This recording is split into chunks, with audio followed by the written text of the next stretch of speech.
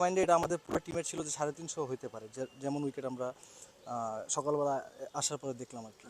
তো যখন 323 হয়েছে, পুরো ড্রেসিং রুমের ওই বিশ্বাসটা ছিল যে আমাদের এখান থেকে দুইটা বড় ইনিংস হলে আমরা এই ম্যাচটা জিততে পারবো।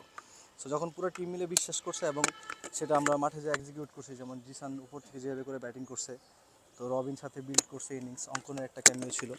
সো আলহামদুলিল্লাহ লাস্টে আমি ফিনিশিং করতে পারছি। তো সব মিলে ওভারঅল আলহামদুলিল্লাহ এক্সপিরিয়েন্স খুবই ভালো। যারা হার্ড হিটিং ক্রিকেট খেলে আসলে ওদের কাছ থেকে আপনি প্রতিদিন মানে কনসিস্টেন্ট ইনিংসও আশা করতে পারবেন না, বা প্রতিদিন আপনি অনেক বড় বড় ইনিংসও আশা করতে পারবেন না। ওরা যেদিন খেলবে একটা টিমকে জিতাই দিবে আসলে।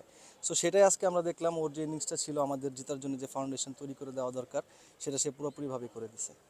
দেখেন আসলে যদি দর্শকদের পার্সপেক্টিভ থেকে বলি তাহলে বলবো অবশ্যই বিপিএল আয়োজন করা যায়। তবে আউটফিল্ড নিয়ে আমার মনে হয় যে আরেকটু কাজ করতে হবে। আসলে আমরা অনেকজনকে দেখতে পাচ্ছি যে একটু সিলি মিস্টেকগুলো হচ্ছে, ফাম্বেল করতেছে বল। সো ওভারঅল উইকেট তো মাশাল্লাহ খুবই ভালো, বগুড়াতেও মাশাল্লাহ খুব ভালো এক্সপিরিয়েন্স। তবে মানে বিপিএল যদি করতে হয় তাহলে সেই ক্ষেত্রে আমার মনে হয় যে আরেকটু অর্গানাইজড ওয়েতে করা লাগবে। আমার কাছে মনে হয় যে সেম, আমরা দুইটা ভেন্যুতে খেলছি, একই রকম সাপোর্ট থেকে শুরু করে সব কিছু এনভায়রনমেন্ট একই রকম পাইছি। সো দুই জায়গা থেকে আমি বলবো এক্সপিরিয়েন্স মাশাল্লাহ খুবই ভালো। টু বি ভেরি অনেস্ট, কোনো স্টেটমেন্ট না।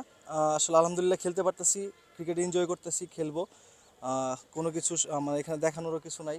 আমার যে কাজটা শুধু আমি সেটা করে যেতে চাই। না, ফেরা তো অবশ্যই উচিত। আসলে বাংলাদেশ ক্রিকেট চিন্তা করলে অবশ্যই ফেরা উচিত, এবং ওনার সাথে টুকটাক সবারই কথাবার্তা হয়। সো উনি খুব পজিটিভ মানুষ, সেটা সবাই আমরা জানি। সো উনি যদি খেলতে পারে সেটা দেশের জন্যই ভালো হবে। যতদিন উনি আর খেলতে পারবে, সেটা মানে দেশের হয়ে খেলতে পারলে, দেশ থেকে যদি সে রিটায়ারমেন্টটা করতে পারে, তাহলে আমার কাছে মনে হয় সেটা তার জন্য গর্বের এবং পুরো বাংলাদেশের জন্য গর্বের।